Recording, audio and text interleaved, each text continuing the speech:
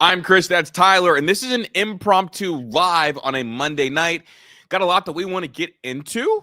I'm excited. Obviously, this is cool. This is the first time we've done the I71 rundown live, dog. You know that?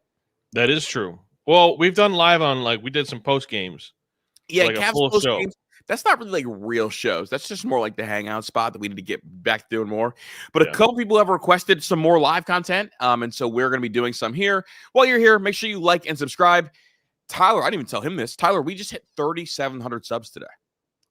Lit. Feels cool. Feels good. But I don't have any witty intros. I don't have any witty music. I've been really into sci-fi recently, but Tyler wrote a great show. I'm ready to get into it. What do you got for me, big dog? Well, the first things first is I'm actually going to skip the Pat Narduzzi quote real quick. And I'm going to read Kris, because Kris has no idea what Greg Sankey said today. Okay. Greg Sankey on the college football playoff selection. I think there's a real scenario where the SEC is an 8-bid conference. I've had many conversations with individual selection committee members, and we have discussed how Missouri, Vanderbilt, and even Tennessee simply deserve to be in the playoffs. It's a no-brainer that the SEC has carved out at least 6 to 8 spots in the playoffs. I hate Greg Sankey. I hate Sankey. Bring back shame. Bay used to be believable. Eight teams. This is why I can't with the SEC, dude. And every time someone gets on me about Kris, you're going too hard about the SEC. It's dog, they look in the mirror and just tell themselves they're the prettiest of them all. Greg Sankey's out of line for that, and we can't take you seriously if you think your entire conference deserves the playoffs. I just can't. 8 teams is that's absurd, bro. I've never seen such manufactured, non-believable self-belief in my whole life. Dude, he's so corny for that, bro. I can't. 8 teams. I've discussed 8 teams with other people. My thing about the SEC is imagine if a Big Ten person said that. Imagine if the Big Ten, if Tony Petitti had fixed his lips to say the Ohio State deserves 8 teams. There would be a crash out, dude. I just don't even know what to say. I really don't. That's disgusting. Tennessee has gotten their doors blown off in the 3 biggest games of their season. Yeah. Missouri just lost for the third time. Yeah, third time. They don't have a quarterback right now, and their best player came from the Big Ten. And then Vanderbilt, who's going to lose again at some point. It's a wild. I really just read it for your reaction. I try not to give those type of deals any reaction because it's just so. The stupider thing somebody says, the more chances I am to ignore it. Dude, the thing is, it's that's different than something stupid from a fan. That is from the SEC commissioner. That's absurd, bro. Bring back bullying, bring back shame, make bait believable again. I'm all about his job is to promote the SEC, but bring it down to earth. He's not even in this atmosphere. He's not even in this solar system. He's so far out there. Mm-hmm. It just ruins credibility. Credibility matters. Yeah, when you say stupid things and play stupid games, you're going to get stupid results, and nobody's going to take him seriously now. Dude, Vandy would get touched up in a playoff setting against a real Big Ten team. Yeah, Diego Pavia can't throw. Yeah, dude. They can't throw. Can't throw. I mean, yeah, man.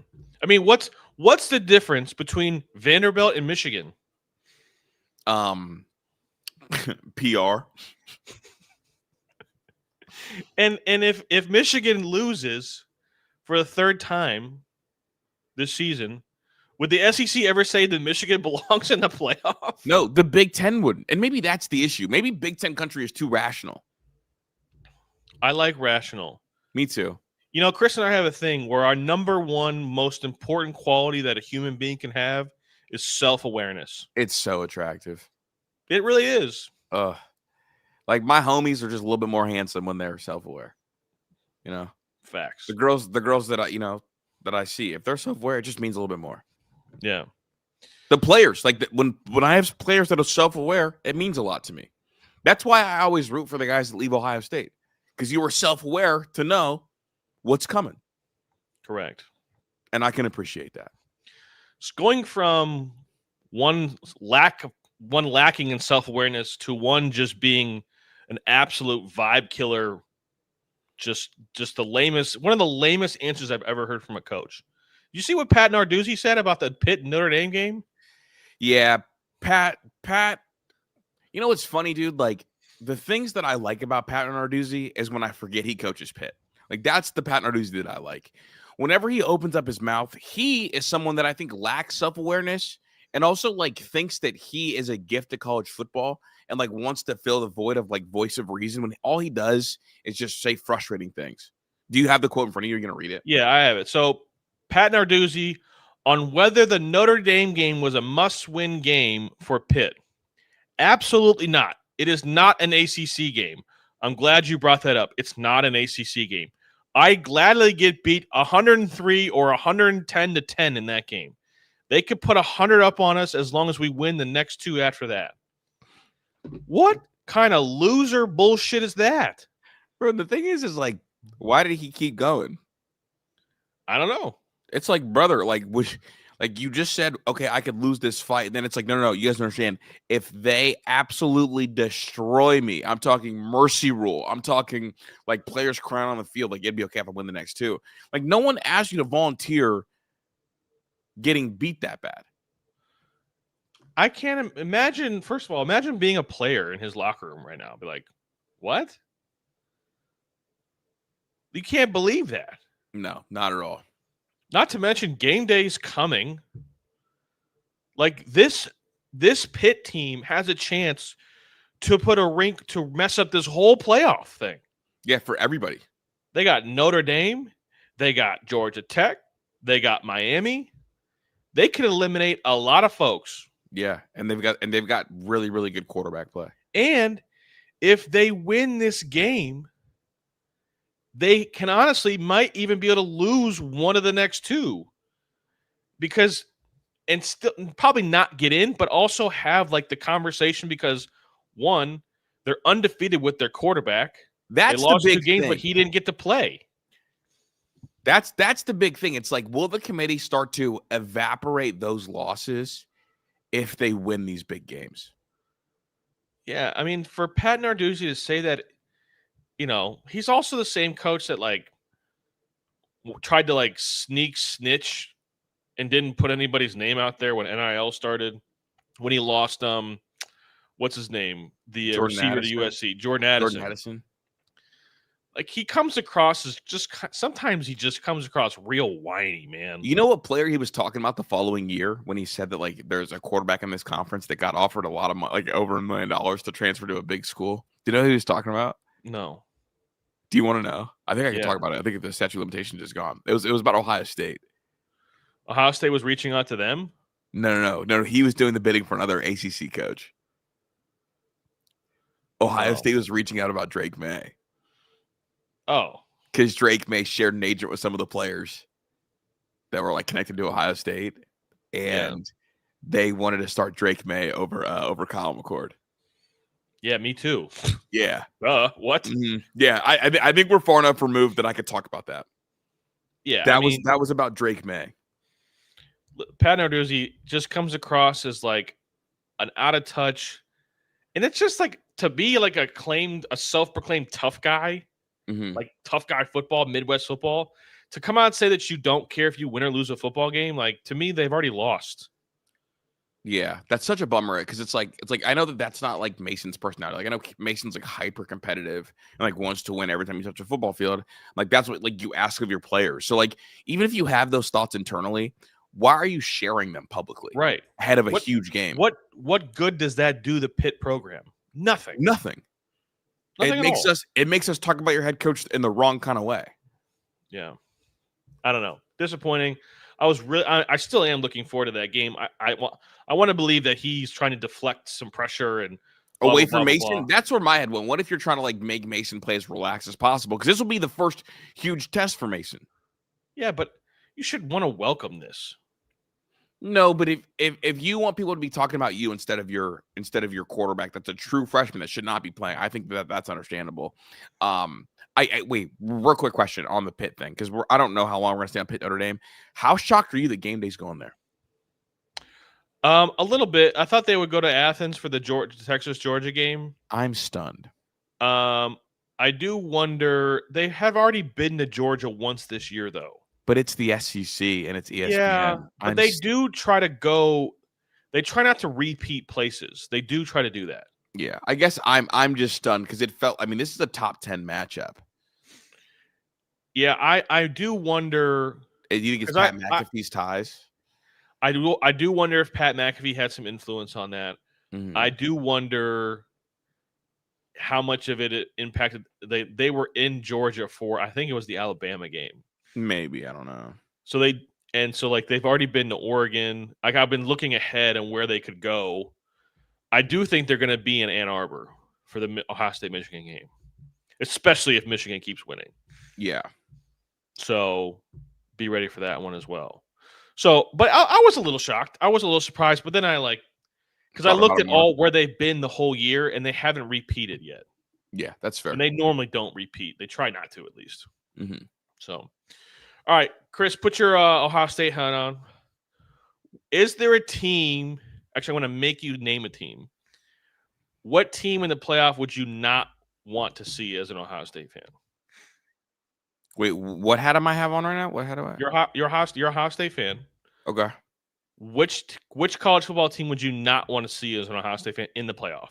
Am I still Chris Drew though? I'm Chris Drew, Ohio State fan. Yeah. Okay. Can I say Georgia Tech?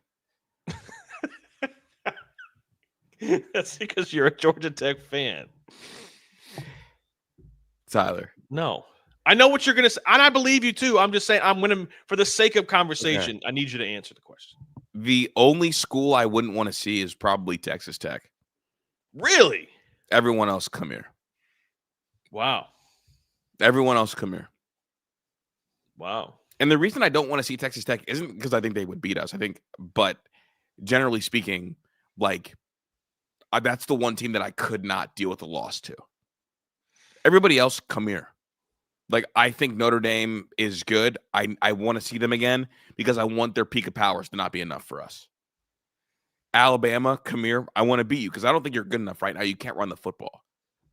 The only team that scares me is Texas Tech because Texas Tech plays home run ball on defense. And so if I look at teams that something could go drastically wrong for, it could be Texas Tech because they've got a crazy defensive line. They've got the second best linebacker in America, and they force a ton of turnovers. That's it. I wasn't ready for that one. I'm not gonna lie to you. I wasn't ready for that one. And it's not that I'm scared by them. I think that of the playoff teams is the team that is most likely that a freak accident happens against. Because dog, they're the only team that plays home run ball on defense, right? It's true. They do. Yeah, they do. Like when you think about like what does a team need to upset Ohio State? A pick six, a special teams play, a fumble, like, right? Like they need like those. They need Ohio State to allow them to stay in the game. Right. What team has the most like upset worthy tempo on defense? Sure. And I would hate that because if something does go drastically wrong, it's like, haha, you guys lost to Texas Tech. Yeah, that's true. So that's the only team because everybody else, hey, look, and that's the only team that maybe you won't like. They're going to get laser focused, locked in, best version available against Alabama. They'll get laser focused, locked in against Texas. They'll get laser focused, locked in against Georgia, Ole Miss, Notre Dame. The team that you don't get the laser locked in focus version is Texas Tech. The same way that Texas almost lost to Arizona State last year. Yeah. Wild answer. You weren't ready for that one. Who did you think I was going to say? My answer is Notre Dame because I think Notre Dame has the dudes offensively. Like Jeremiah Love is really, really, really good. He is really good. And they have 2 NFL wide receivers, and they have a quarterback I think is getting better and better and better, and it's kind of underrated in the national landscape. So I think he's Julian Sand light. They have the personnel that matches talent for talent. I think. Not quite, because like Caleb Downs and Arvell Reese are just significantly better than everybody else.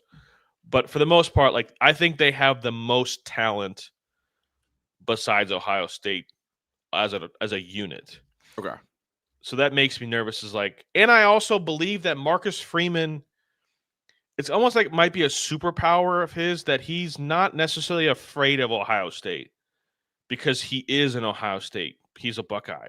Like I don't think he's like gonna, make it more than it is. He just because that's where he's from. Well, and he's seen them a lot. Like that's a familiar opponent. But does that familiarity make you go from like, okay, that's the boogeyman? Like sure. That's Ryan Day technically does own the shit out of. He's 3-0 against Marcus Freeman. That's what I'm saying. Like if you're Marcus Freeman, is that like when Kirby Smart wins titles without going through Alabama? This Notre Dame team is better than last year's Notre Dame team, in my opinion. They're more I would say, actually, I shouldn't say better. I would say more dangerous than last year's Notre Dame team because CJ Carr is a better thrower than Riley Leonard was. Yeah, that's fair. And so they make you defend more parts of the football field. Correct. I think Ohio State would still be able to get off offensively against Notre Dame, but I think Notre Dame would threaten them when they have the football. Okay. I think Alabama can't if you're going to be one-dimensional against Matt Patricia, it's over. It's already over before it starts. Yeah. Bama does put pressure on you by making you defend a lot of the football field, and like that would be maybe like if there was like a straight up game that maybe could present some issues. It's like that's the NFL OC versus the NFL DC that could cause problems, but they don't scare me at all, dog. Like, know what I would see? You know what I bet you could see Matt Patricia do? Is he goes to a 3-2, like a dime with 3 down linemen and the 2 linebackers, and he just allows Arvell Reese to play edge the whole game. That would be crazy, and that'd help his draft stock too, because people are like, oh look, he can do it for a full game. Because you can also think about that Caleb Downs could just slide down and help Sonny in the middle of the field and run defense. Okay, they can't run the ball anyways. Yeah, big scheme Tyler. Yeah, I think that's how I would play against Alabama. Okay, because we have the horses that could do it. That's Tyler Patricia right there. So might mess around. That's a hell of an argument though for Texas Tech. But do you see the crux of it? I do think there is a little bit of. I don't agree with you on like they wouldn't get up for Texas Tech because my theory over Ryan Day of nameless, faceless opponents. Like fair, and I kind of co-sign that theory. I was more just like looking for like a little extra sprinkle for my argument. But like it's true though. Like they do gamble. And they win a lot. Mm-hmm. They're gonna walk through. Like BYU didn't even look like they belonged in the field with Texas Tech, and Texas Tech played their like B- game. It was they left a lot of points on the field, a lot. They're like going to face Trey Young. He could give you 55 or he can give you 14. You don't know, but that ball's gonna fly. No doubt. So. You want to throw my bracket up? Oh, yes, sir. My prediction of what I think is going to look like, what I think it should look like tomorrow, considering the information that we currently have. I think Texas is going to slide into the bracket. Okay. I don't think this is not how I think it's going to finish. This is how you think it'll project tomorrow. Tomorrow night. This is what I think it'll look like tomorrow. This is what it should look like tomorrow night, in my opinion. I still believe. Now, I did do a little bit of projection based off of like if the season ended today and these teams played in the conference championship game, this is who I would predict to win those games. So there's a little bit of projection, a little bit of like where things are right now. So it's kind of a hybrid, I would say. Mm-hmm. My question, so for the people that listen to this tomorrow that don't see it, Ohio State 1, Alabama 2, Indiana 3, Texas A&M 4, Texas Tech 5, Oregon 6, Georgia 7, Ole Miss 8, Notre Dame 9, Texas 10, Georgia Tech 11, and then South Florida 12. And that is the playoff seeding, not the rankings. That would be yes, correct. The playoff seeding. If you want Tyler's rankings, he dropped them at the end of last episode. Yeah. Our week 11 recap video. I do have a question. How high can Texas Tech climb if they win out? Like they win the rest of the regular season games and then they win the Big 12 championship. If they win out, they should be in contention for that first bye over the SEC championship loser. If let's play a hypothetical game here. Ohio State, Indiana win out. Alabama, Texas A&M win out. Texas Tech wins out. If one of the Big Ten or SEC championship games gets ugly, I think that's how Texas Tech slides in. Yeah, so it'd have to be one of those games getting ugly, or if Bama loses again. If Bama gets a second loss. Correct. I think those are the two ways that Texas Tech slides into the top 4. Right. But I'd agree. I got an inkling about this whole Texas A&M, Georgia thing going on. Indiana, and I'm going to save it. I'm going to save it for Thursday's show. Yeah, Indiana should be locked at 2, but they're setting this. I told everybody last week, they're setting this up for the SEC champion to have the number 2 seed. That's why Bama's going to get that. So, and my personal opinion is that the 2 and the 3 seed, it doesn't really matter. I don't think the 2 and the 3 seed matters. The 4th seed is the one that you don't want to have because that 5th seed team is going to be really, really good comparatively. I think the 1 seed and the 4 seed are going to have the hardest path to the championship. Everybody, the loyal listeners know that I have a theory about the 8-9 that I'm still trying to work on how to. We just got to get the discovery part of it. Like, why? Yeah, why? Why does this get? Yeah. Why does this get? And I think we need to have like another season of this because something about that 8-9 slot is just those are the teams that are really good, that are war daddies. You just get the war daddy teams right there. The teams that are dangerous. They have had some adversity. Yeah, it's like the teams that have the early loss and just got better. And they got better, and they got hot, and they have nothing to lose. They got healthy, maybe. There's something about that 8-9, dude. I don't know, man. It's something about like Ole Miss, Notre Dame. Like that's the reward for running the table 13-0 would be this. It would be a tough draw. Do you subscribe to the theory that like you should get to pick what side of the bracket you play in, like a draft? It should be. If you wanted to make it perfect, the 1 seed should get to pick who they play. That's literally what I just said. You just said it's in a different world. Can you imagine what kind of cinema that would be? You get to have a show where Ryan Day's like, I want to play that team. Like it would be like a reality TV show, like The Challenge. I want them. But I'll say they should have to select who they get the winner of, not after the first round happens. Oh man, that'd be even better though. Be like, hey Kirby, come here. No. I want it to be like, I want the winner, because then you're scouting who you think's gonna win. It just adds an extra element. I'm a believer. I do think that the 1 seed gets to choose the bowl game. They get to choose the location, and then it goes. I would rather choose what side of the bracket I'm in rather than like choose the location. For sure, but like if Oregon wins, like we're not gonna go play the Rose Bowl. Right. You got to come all the way out here, dog. Right. But I'm just more talking about side of the bracket before we get there. Yeah. Yeah, I think you take in my scenario, I would probably take the winner of Georgia Texas. Give me the winner of Georgia Texas. Easy. Not even close. I mean, they probably would take the winner of Texas Tech USF, but I want the winner of Georgia Texas. Wouldn't that be a crazy flex like Ryan Day? Like I could take the winner of Texas Tech USF, but I want the big dogs. That'd be awesome. That would be, and that's what you allow to happen. Yeah. Oh, I do love. Because what did Ron say? Nobody said they want to come play Ohio State. Right. Everyone wants to talk about soft schedule, flawed, this, that. Okay. Come play us then. Yeah. Don't be about it. Don't talk about it. Be about it. Yeah, a bunch of fake demons. All these fake demons out there. Where's the real ones? Yeah. Speaking of fake demons, Ooh-wee. not even like can't even really call them fake demons. They're just no demons. Mm-hmm. The fucking Browns. Fake demons. They won the worst organization in sports bowl. They actually lost that bowl.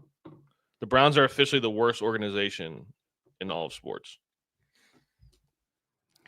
I can chat. Let me know. Do you think he's going to be mad about this or excited about this? And just answer real quick because he's about to answer. Because I think that the Browns are going to lose in the world of Tyler McCormick. Because I think if they would have won the game, they'd been like, you can't even lose correctly. Now they lost, but now they lost the game. Now they lost the game, and you're like worst Oregon in the sport. So I gotta know. You want to know what it is? What is it? Why you gotta lose like that? Okay, that's fair. That's fair. I mean, fair. it's not. I'm not mad they lost the game. I'm more of just like it's just another microcosm of like how shitty this organization is. Like that was a coaching loss. That was a crazy loss. That was a Madden loss. Bro. The Jets lined up on 4th and 4 with absolutely 0% chance of snapping the football. Yeah. Drawing offsides. Mm-hmm. On the third and 16. 3rd and 16, Chris. They do a bootleg with Justin Fields. They don't even like Justin Fields. You think they're going to ask him to throw that football? They hate that man. No, they're asking him to run the ball. What does Devin Bush do? Holds the receiver who was never going to get the ball. Yeah. What are you doing? Being the worst. They had 11. I think they had 11, 10 penalties. I'm going to let you continue this, but I do have a question I think it's relevant to some people in the chat too. Who would you rather be a fan of, like, over the course of your lifetime? The Browns or the Bengals? Oof. Because, like, the Browns, it's just incompetence, but you know they're going to spend to maybe get it right at some point. With the Bengals, you have Joe Burrow, you've got Jamar Chase, you got T. Higgins, but you know that the defense will never get fixed. So you're asking me what would I have preferred over the last 25 years? Yeah. It's not even close. It's the Bengals. Okay. But I think do you know, Chris, let me tell you something right now. Browns fans would do anything for the Marvin Lewis years. Anything. To be a perennial playoff team. To have a quarterback play more than 4 seasons with their team. Anything. But, like, you always say the ultimate goal is to do what? Win the whole thing. Do you ever feel like a Bengals fan thinks they're going to win the whole thing? I think they did when they actually made it to the fucking Super Bowl. Yeah. Okay, that's fair. But other than that, like, I think they know that, like, it's never happening. I don't even know, Chris, if a head coach and a quarterback made it to the Super Bowl, didn't even win the Super Bowl, but made it to the Super Bowl, dog, they would build a statue. People still love Bernie Kosar. He didn't even make it to the fucking Super Bowl. They adore Bernie Kosar would be on the Mount Rushmore of Cleveland sports. Yeah. It's like, would you rather have, like, the dysfunctional relationship or the toxic one? What's the difference? Between dysfunction and toxic? Yeah. Like, dysfunctional is like, I lose my keys every day. I'm bad at fixing things around the house that I'm supposed to be fixing, but I'm trying my hardest. Dysfunctional. Yes, it is. No, it's not. Yes, it is. That's incompetence. Which leads to dysfunction. Dysfunction and toxic are like almost very similar. No, they're not. All right, keep going. Go ahead. Would you rather have an unhinged relationship or a toxic relationship? I think that's the same thing. Oh my God. You know what I'm saying, though? I do. I don't want a toxic relationship. So isn't that what the Bengals are, or is that what the Browns are? I would the Bengals are toxic relationship. The Browns are like, we're just idiots. No, I can't do the incompetence. At least like give me the highs and the lows. I'll take the highs with the lows. Think about it, dude. I don't even have no highs with the Browns. I just have lows. Yeah. I have nothing.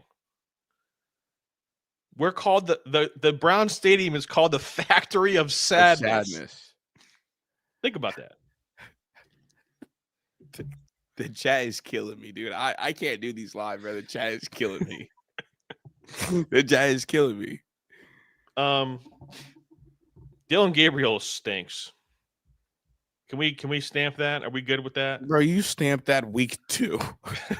You stamped that. You stamped that the second you saw him jog on the field a year ago. The touchdown pass that he threw to Jerry Jeudy. It looked like my 3-year-old son threw it. His whole body, his ancestors, everybody was involved with that throw to get it there. And it was only like 30 yards. Bro, he throws a football like Tim Lincecum trying to throw 100 miles per hour. And Stefanski, I think Stefanski would rather is trying to get fired now. Yeah. He's came out today, said, I'm sticking with Gabriel. Sticking with Dylan Gabriel. This man's trying to get fired. It's called it is. Like, I think the worst thing about the Dylan Gabriel thing is that, like, Ohio State fans knew this was coming from a mile away. Yes. I think that's what makes it, like, even more like, what the heck? Yeah, man. It's one of the more profound failures. Yeah. Actually, it's not even profound. It's like the most obvious thing I've ever seen. Like when they traded for Deshaun Watson, I thought he was going to be excited. Good. Yeah, I thought he was going to be good. I was like, hey, this is lit. This would be wild. This could be this is the most talented quarterback we've ever had. Yeah. And like it didn't work. But at least you had the hope that it might. Like I'm actually not mad that the Browns failed so badly with the Deshaun Watson thing. I don't think because they swung and missed and they went for it. Because they went, I think. But like when you draft Dylan Gabriel, what are you going for? What's the purpose of this? And the worst part about it is our head coach, who's supposed to be an offensive guy, was the guy who wanted him. Yeah, I mean, your head coach wanting him is bothersome. 100%. Because it's like a lot of times like you want like guys to go out on their own sword, and it's crazy because like if you're Stefanski, you knew that the seat was hot, and you got one shot to save the world, and you're like, give me Iguodala. Like that's what that was, right? Who said that, by the way? Bro, Max Kellerman. They said Kevin Durant or Steph Curry for the game-winning shot. And he give said, me Iguodala. He literally looked at the camera and he said, death beam pointed at Earth. One guy has to hit a shot to save the planet. Give me Iguodala. I mean, Chris, that is what Dylan Gabriel represents to the There's a still shot. It was fourth. It was third or fourth down. I forget what down it was. It was like 3rd and 4 or 4th and 4. There's a still shot. There's 3 receivers open. Yeah. And he doesn't throw it because I don't think he can see. You got to say because of the height. Say because of the height right now. He can't see over the lineman. Okay, yeah. There you go. He can't see over him. Yeah. It's like standing in a crowd as like a toddler. Oh my God. Dude, he can't. Why didn't he throw the ball? Bro, standing in crowds as a toddler is one of the scariest things of all time, bro. I got some scary early memories, bro, of being like a small child and not being able to see anything but the back of people's legs. Oh, this is a great question from Rod. The 5 worst franchises in all of sports. But you can click on it, Tyler. We're teaching Tyler how to be a sports streamer. Damn. I love you, dude. Browns, Jets, Rockets, Wizards, White Sox. Rockies, sorry. I was going to say my NBA team just took a crazy straight right there. Old. I'm looking at it. Like, oh, my God. Bro, Tyler Live is awesome, bro. This is my favorite version of Tyler. The Rockies. The Wizards have had some, like, the Kings are worse than the Wizards, right? No, you can name an elite Kings player. You can't name an elite Wizard. Gilbert Arenas. Gil. Gil and Michael Jordan. That's their Hall of Fame. That's their Mount Rushmore. John Wall And Marcin Gortat. That's real ball knowledge. You don't know about that. Chris Webber would have been the greatest wizard ever. White chocolate. Yeah. But I can't unhear Shaq calling them the Sacramento Queens. That's crazy. DeMarcus Cousins. Mike Bibby. De'Aaron Fox. I guess. That's a good list, Rod. I don't really have too much to disagree with you there. So yeah, and shout out, and the Rockies are on there just for solely hiring Deep Podesta back because that's hilarious. Good chance to do some more super chats. Ben Vargo, thanks for the 5. Since this is live, y'all are dope. That's my guy Ben, and that's me in the profile picture, just so you know. Oh, there you go. And look, they like your producer skills. Tyler greater than Pat. I had those when I was still out there. Damn, my guy Pat catching unnecessary strays right there. Yeah. I do have a serious question though about the Browns. I feel like football is such a belief sport, like a momentum sport. You got to have buy-in to like go out there and do what they do. Because you have to go ram your head into a wall. Right. Is it actually good for a franchise to tank in the NFL?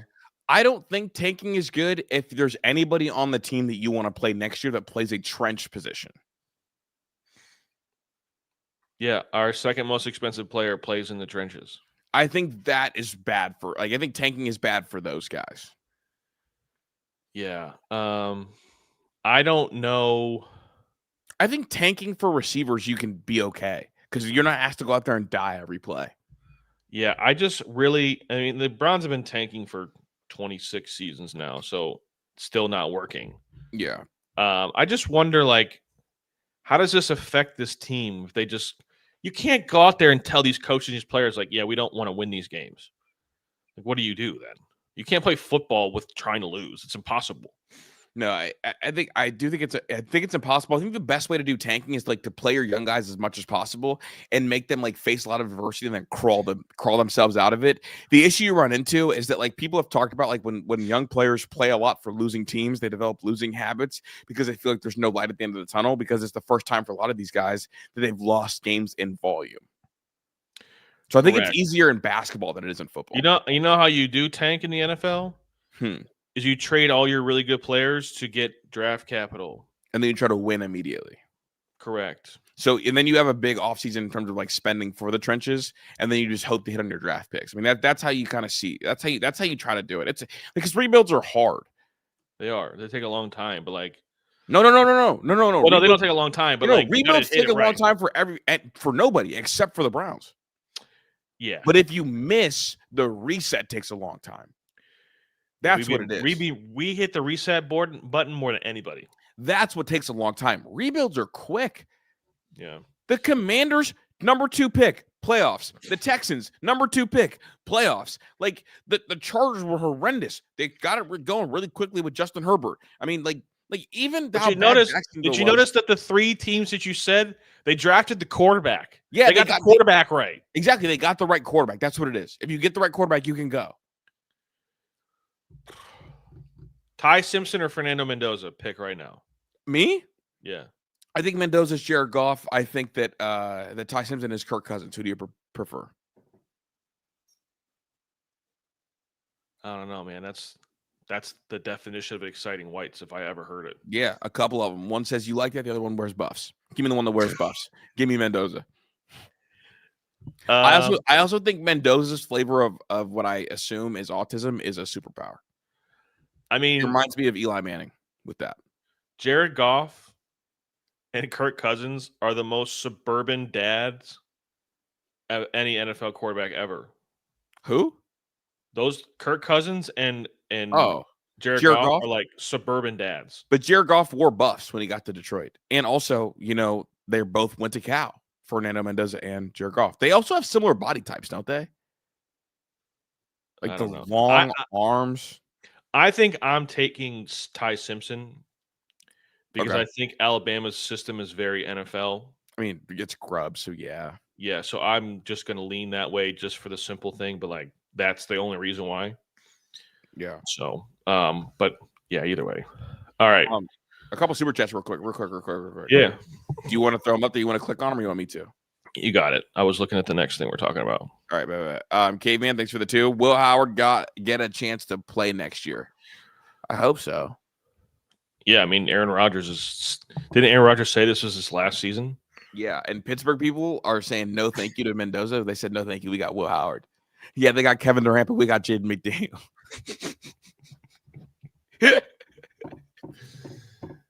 Right? That's what that is? Yeah, I guess. Yeah. I don't. Yeah. Can't disagree with it. They got Kevin Durant. We got Jaden McDaniel. Ben Vargo, thanks for the 2. Tyler has played COD with us. He should know me. No, that's the other Tyler. Yeah, I haven't played COD. I don't. That's my friend Rock, who I hosted a show with. Yeah. I don't have video. I don't have a system anymore. Yeah, I'm not gonna lie. Me and Tyler, not that Tyler, have a good relationship. I think you would hate me if you played the video games with me.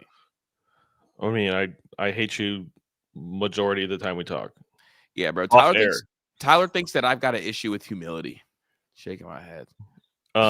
Nobody in this chat really knows the real you. I'm just gonna put it out there. The real me. All right, here we go. What is the real me? Since we're live, this is actually so funny because I don't think people are gonna believe you when you say this. Chris Drew doesn't think he's ever been wrong in his entire life. Just early. No, never wrong. Just early, and not even early, like right on time.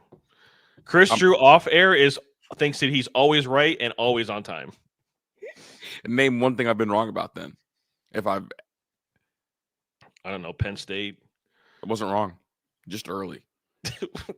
You're wrong. If they would, bro, I had it. Really haven't won a game. They haven't won a game in a month and a half, bro. If I had a tweet ready, if Indiana lost that game, I was gonna tweet "never wrong, just early" with an AI picture of someone in that team holding up the trophy. Yeah, but that wasn't even me being wrong. The coach has got to coach better.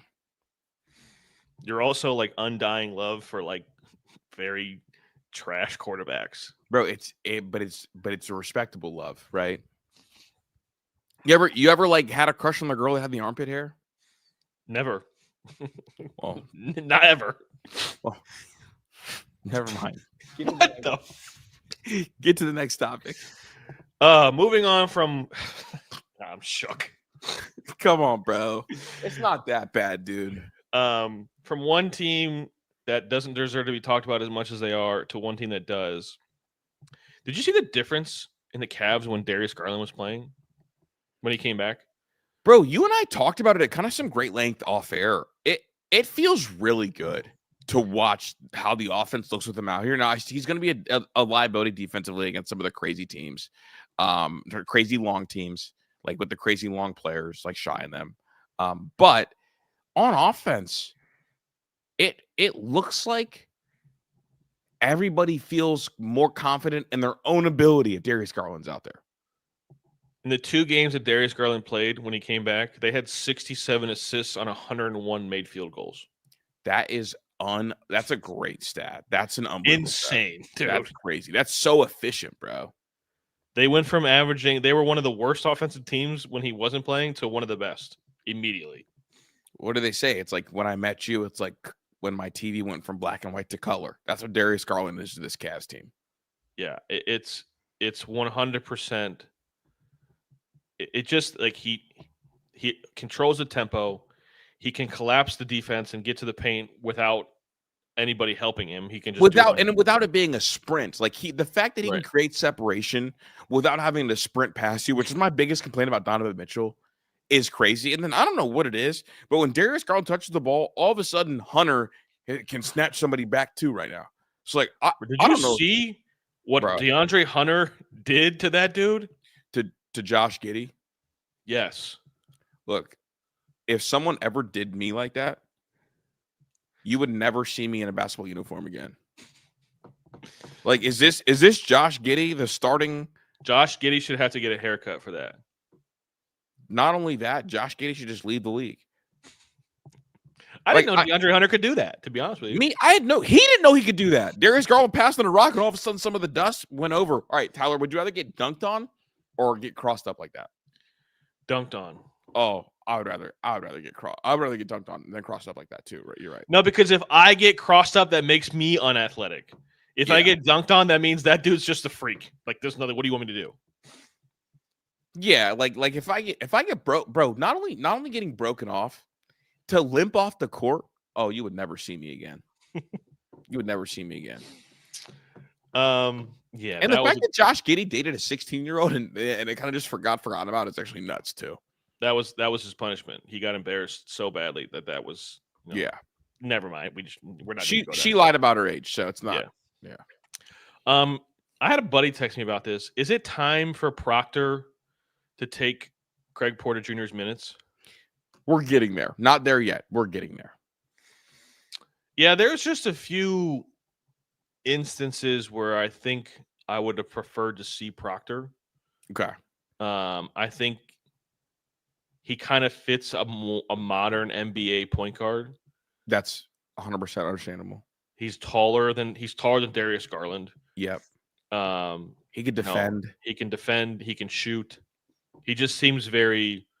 Now I think that he has some issues. I think he needs to grow into his body a little bit. I think he's a little frail, and he's not necessarily quick like Darius is. So he's he needs to get stronger. I don't think Darius needs to get stronger because of the way he plays, but Tyrese Proctor probably needs to get stronger. Yeah. To be like a real NBA starting guard. That I just was wondering, I think you're right. I agree with you. I think it's still early days till we get there, but it's just an interesting because I think Proctor's in spurts has played really good. He has. And he looks like an NBA guard to me. The other thing I noticed is that I think Jalen Tyson is who the Cavs wanted Isaac Okoro to be.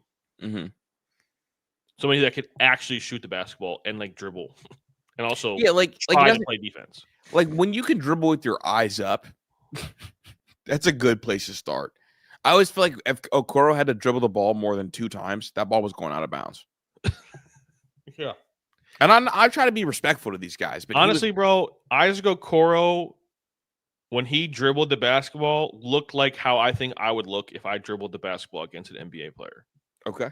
Chris and I had this discussion today. I don't think if I played one-on-one with a Darius Garland, somebody I'm 6'2". So if I played another 6'2" NBA player, I don't think I would actually be able to dribble the basketball more than 3 times. And not because I'm unathletic, because they're just the most athletic. Hand speed is alarmingly crazy for these guys. Yeah. I don't think I score. I don't think I can do anything personally against. I'm gonna be a good communicator though. Help! Yeah. Look out! Screen! Thick left. I'm a communicate my ass off. Yeah. I also want to do quickly before we get to what I'm really excited to talk about. I want to do an Evan Mobley check-in. He's averaging 15 field goal attempts a game right now. Okay. He's shooting 47% from the field. However, he is averaging 20 points per game. Is that good enough for you in the early parts? No. I need him to shoot more. I need more shots. Okay. So his career average going this year was 12 field goal attempts a game. He's up to 15. I need it to be 17, 18. Okay. I tend to agree with you. I know he's averaging more points. Only 2 more points though. I need you to shoot more because he is so skilled. You just don't shoot 50% from the field, 35% from 3, and 75% from the line as a 7'1" NBA player that can dribble and pass and play defense. I think that some players chase being efficient too much. Well, sometimes I'm okay with you taking bad shots. Just go do it.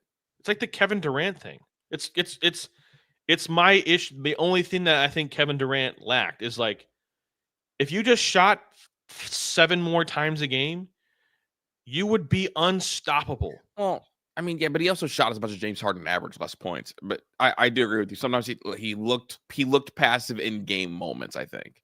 Correct. Because I think that Evan Mobley is as skilled as Alfred Sengun. Yeah. And the Rockets have made a concerted effort that we're going to run our entire offense through Sengun. He's averaging 22, 9, and 7. I think Evan Mobley is that level of skill. Yeah, and Evan Mobley's averaging 28.5, and I think he's averaging like 3 assists a game. Yeah.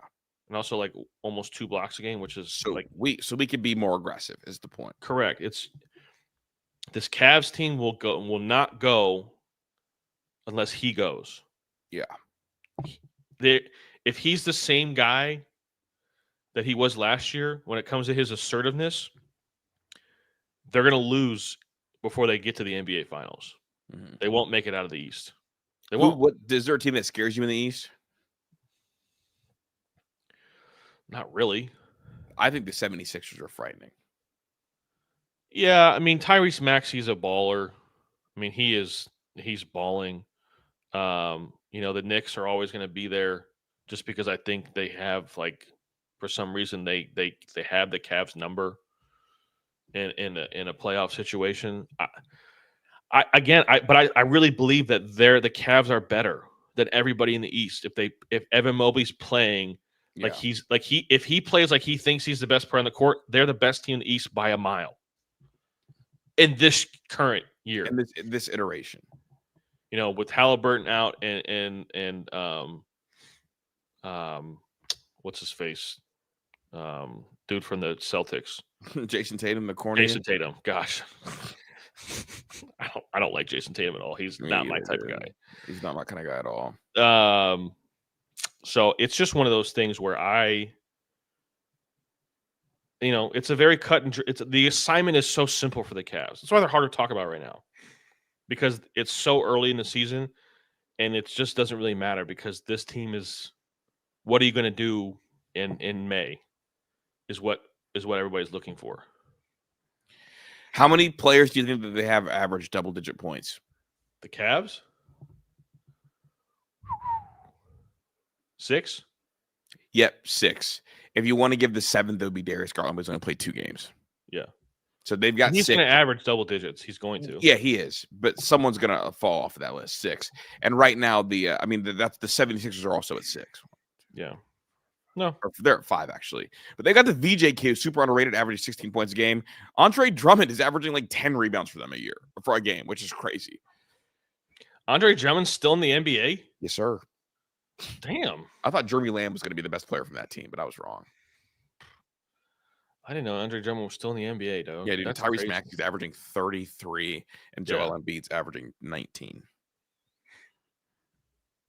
Yeah, they're good. So that's the team I think in the East that could do something. Real quick hit. Thank you, Rod, for the 10. Does the NBA have a superstar problem? Back in the 90s when I was a kid, half the league had a star on their team. Fans would casually watch. People don't do that now. Does the league lack stars? I think the league lacks proper marketing. And maybe there's here we go. The NBA has when everyone's super, nobody is. Yeah. That's the issue. Yeah, I think there's just so many. The NBA player now is so much more skilled than they've ever been. All of them. All of them are good. Averaging 20 points used to mean something. Do you know what averaging 20 points where that puts you in the scoring for the NBA right now? Like what? Between 20 and 30? Dog, that would put you 39th.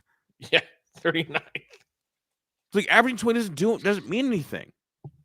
Like Cam Thomas is averaging 21 points a game. Josh Giddey is averaging 21 points a game. Keontae George is averaging 20. Do you even know who Keontae George plays for?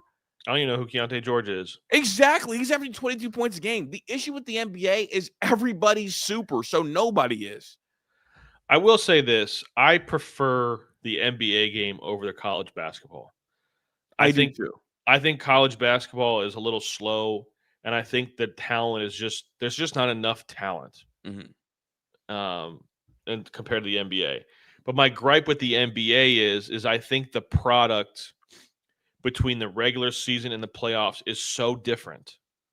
Yeah, that it makes it not hard to watch, but it makes it easier to dip in and out of paying attention.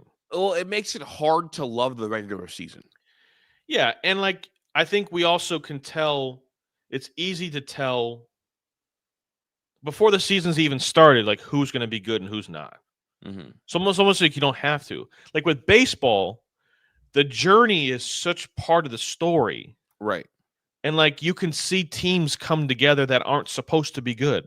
Like the Guardians weren't supposed to be good.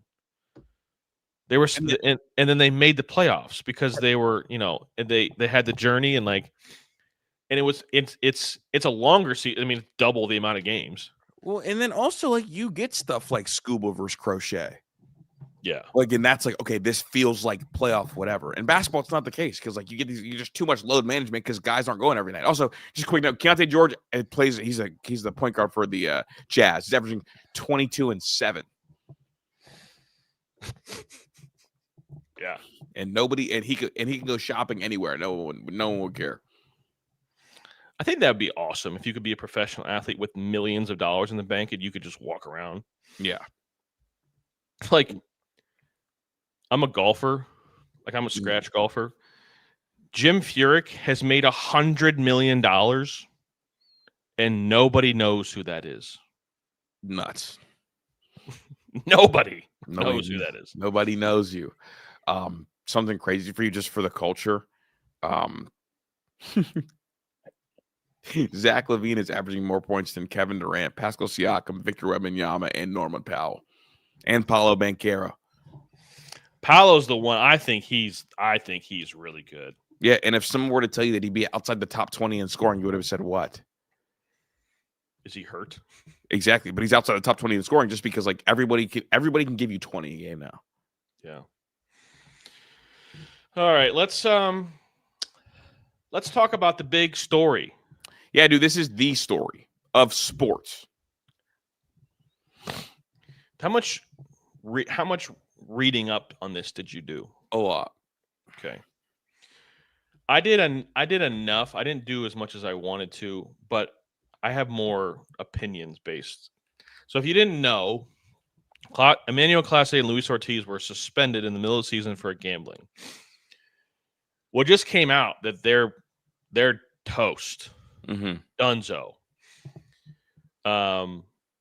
They intentionally threw balls or bad pitches as a prop bet for first pitch ball or first pitch strike. And essentially, they were told to do this by an outside party, from what I gather. And they got a kickback every time they did it. And they got a kickback. Small. $12,000 combined for the two pitches that Major League Baseball has. To put that in perspective, Emanuel Clase was making $6.5 million this year. Mm-hmm. So $12,000. My initial reaction was that before I read anything, my initial reaction was, man, these guys are in deep with somebody. Yeah. And that came to be true. And so I have a little bit of empathy for them in the sense that I think that their life may be in danger now. I don't feel bad that they're losing their career. I don't feel bad about that whatsoever. I also don't think that Emanuel Clase was throwing games in the ALCS against the Yankees. He was not throwing bad pitches. He wasn't throwing baseball. It's too hard to throw a full game, just for the record. Yeah. I don't think that, because the people that are pulling the strings, because this shit is happening in the NBA too, the people that are pulling these strings are not dumb. There's no way you can hide that in the ALCS. You can hide this in a random game in July. Absolutely. Yep. So why don't you go ahead? Did you read some of the stuff about the Andy Pages pitch in particular? Yes. That he threw the pitch. It was supposed to be a ball. Andy Pages, in the most Andy Pages fashion, swung. And I like Andy a lot. And Emanuel Clase went to the dugout, got a text about it of a guy hanging himself with toilet paper, I think is what it was. And then Emanuel Clase sent a text back of a sad face. Like that is all happening in real time. Yeah. And when that kind of thing happens, it's like, okay, where else is this happening? And then the MLB's stance is that like the biggest issue, and no one wants to hear this out loud at all. Like sports prop betting is a that's problem. that easily controllable is going to allow for stuff like this to happen. And it just takes the wrong athlete to get, in bed with the wrong person for this to continue. Now, obviously, like I'm of the belief that they were in too deep with some people, and I don't have any evidence on that, but just like reading between the lines, that's kind of what it feels like. And that's the thing that makes the most sense for me when in terms of like I read these stories. I don't no proof about that. But go ahead, sorry. But like one of the things that we talk about is that these athletes are like easily preyed upon because their whole life journey coming up, like being a professional athlete is like, one of the classic rags to riches stories.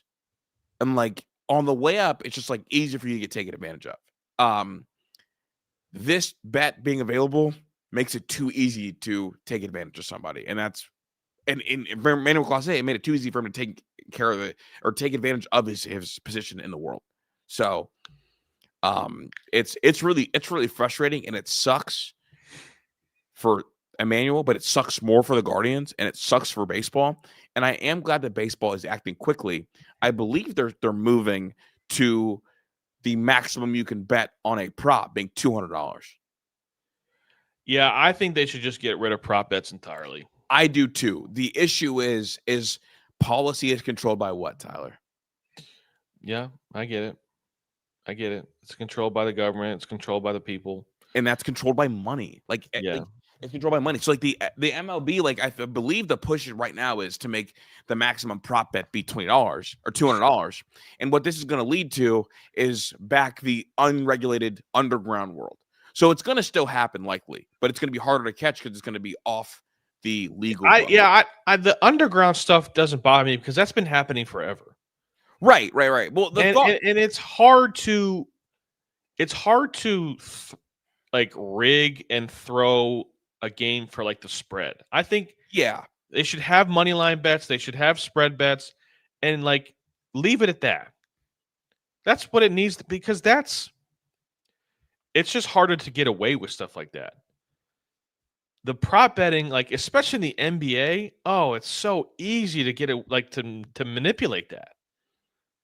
Dude, I think the NBA story is worse than this story. Oh, 100% it's worse. There's definitely more to it. I mean, you've got head coaches involved. Yeah, I do wonder. I had the couple more reactions I had when this all came out about Clase and Ortiz is I wonder how far this goes. Like, is this happening elsewhere? Yeah. Because I don't think this is an isolated incident. No, here we go. In the NBA, it started off with two names, and then I remember I sent you the podcast, like 5 or 6 months went by, and then the big bomb started happening.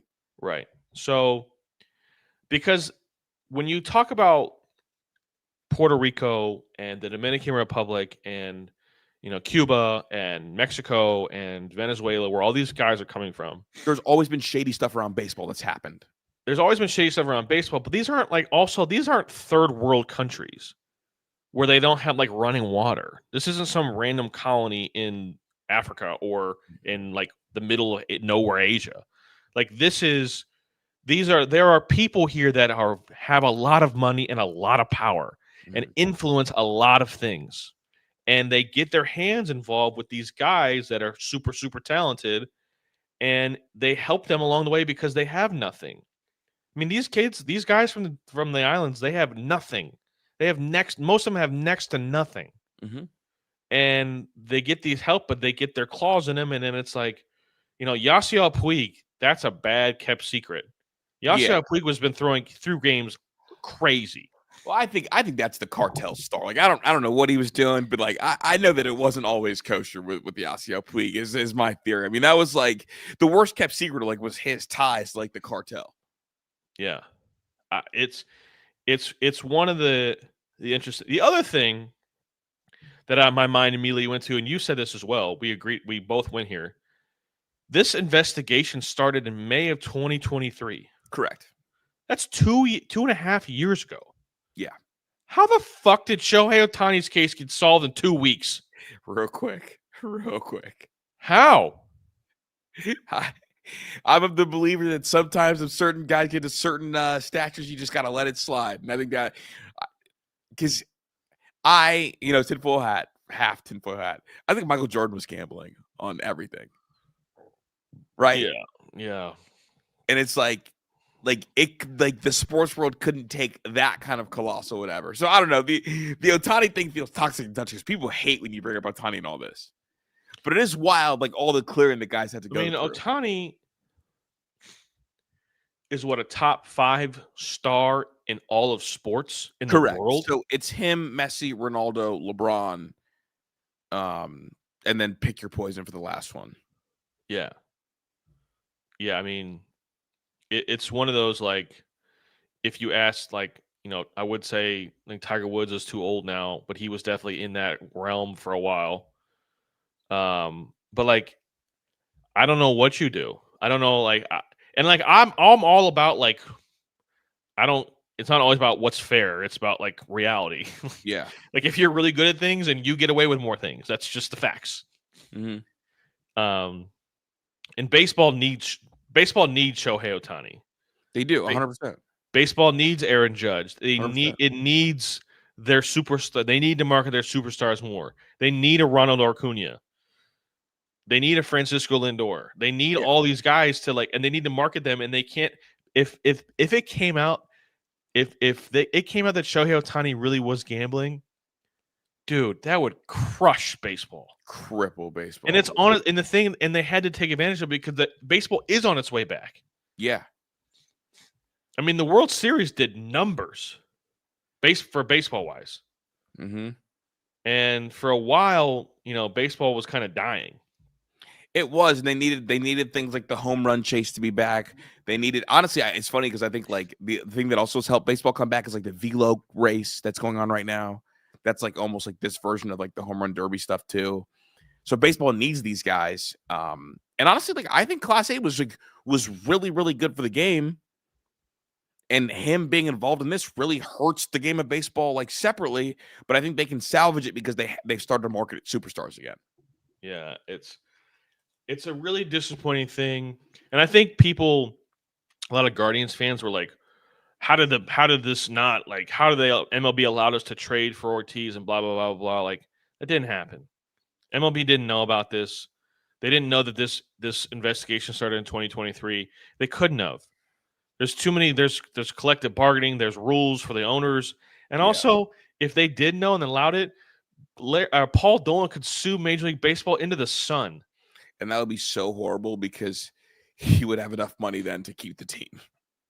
Yeah, actually, he would have so much money he actually might spend it. Wait, actually, you know what? I'll have to look into this. I just had this thought. I believe that one of the bylaws is that you cannot actually sue the MLB if you are still part of the ownership group. Oh, man. Because I think the old Marlins owner tried, and that was his big hang-up, to pursue a lawsuit, but had to have first sold the team. I'll have to double-check that one, though. Huh. Yeah, it's a I don't like the prop. I like talking about the gambling. I don't really partake very much. I do it occasionally. I enjoy prop bets. I just know they're dangerous for the game. I enjoy prop bets. I just know they're dangerous, and I think I can acknowledge both those things. Just look, Tyler. Like, let me keep it a stack. I place a prop bet every single week. Yeah, you do. The same one every week. Hmm? And it's not a player prop bet; it's a rushing under. So I enjoy props, but doesn't it make you feel a little bit icky though about the games? It makes me feel icky. Yeah, I think there's some ickiness to it. I think there is. I don't know. Actually, I don't know if it makes me feel, because I know that there's been underground betting for forever. I mean, my buddy and I used to get, like, this guy he was his own bookie, and he, like, sent out lines for all the games, the football games. He had a college football sheet and an NFL sheet. I guess, like, I feel icky. Like, it's hard for me. It's been hard. Here we go. Since all the gambling stuff came out about the NBA, it's been hard for me to watch the NBA and not feel a little icky. Yeah, I mean, but the NBA's also had the Tim Donaghy stuff. Yeah, I know, but I'm saying like the heel, like this feels a little bit icky to me, right? Like the current thing right now, Sure. because it feels like in the NBA, all the players everybody knew about, it's just like an open secret. So it's been icky for me to watch the NBA recently. Yeah.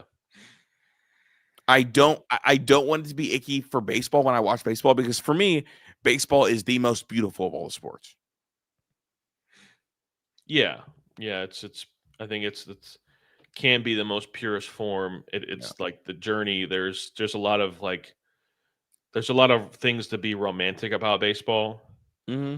It's not as entertaining as football. Like if you had to make me choose on a one game, like I'm watching football. Yeah. But like to watch a season unfold, like baseball seems to be a little bit more intimate. Because you get to know the players, the helmets are off, you see their faces, Yep. and they also like don't look like a different species when you see them at the mall. And also, bro, like just separately, and this might be like my own separate like Chris Drew issue. I think I get bugged with how horny NBA players are. And that also like turns me off a little bit. Like, how am I supposed to be like be romantic about the sport when you guys let Zion Williamson just like walk amongst the public? Like, how am I supposed to be okay when I know that like there's like 4 players that share the same 3 baby moms? Like, maybe that happens in baseball more than I want to know, but it's like I don't hear about it as much. And also, like I feel like my least favorite thing is like when a girl like follows me on Instagram and like I look at their followers and I see like an NBA player on there. Yeah, you're like, I'm good. Like, I'm just serious. Like I like spit it out. Like this one time, this girl followed me, and I'm not gonna say who it is, but like I looked at her follower list and I see Bradley Beal. I'm just like, I'm good. I'm so good. Like I got nothing for you. I'm not gonna buy you a bag. Like the worst is when you see like when I saw like Clint Capella followed you.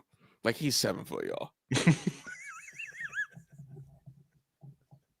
And black. It's getting super unserious. I'm just saying, bro. It's like, how am I supposed to be romantic about your sport when I know that like that y'all are talking to the same girls that I talk to? Yeah. Don.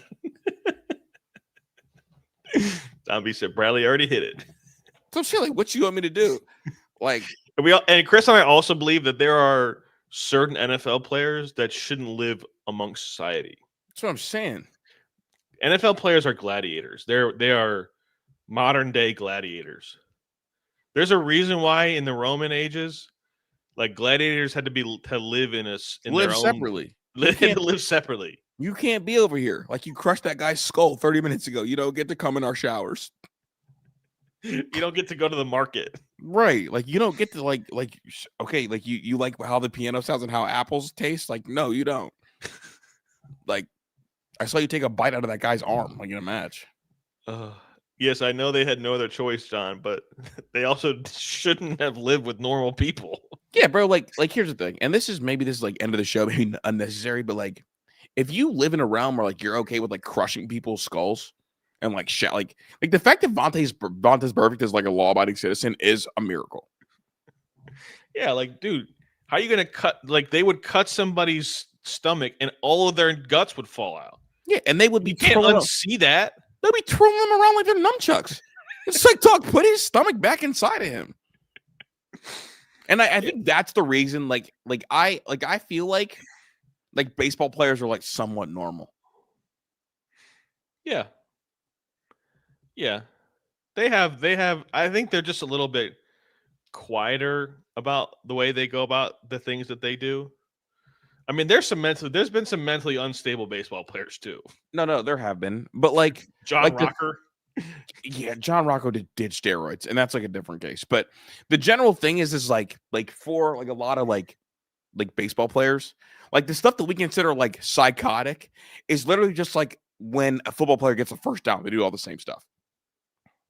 Yeah. So I don't know, man. Long story short, I don't date. I just hate seeing like a basketball player or a football player follow a girl that follows me.